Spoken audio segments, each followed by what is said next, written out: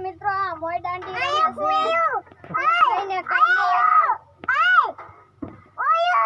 જોવો હવે કોના ફાયદા લે છે કાઈનો છું હવે હું લાવ છું મારે કાઈનો છું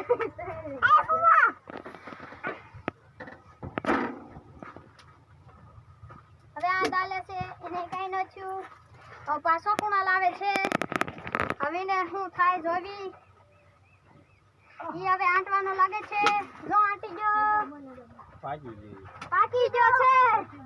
એક જ દામાં બોલે પાકી ગયો હા બોલે હા આમ જે જાવે હવે જો નાખ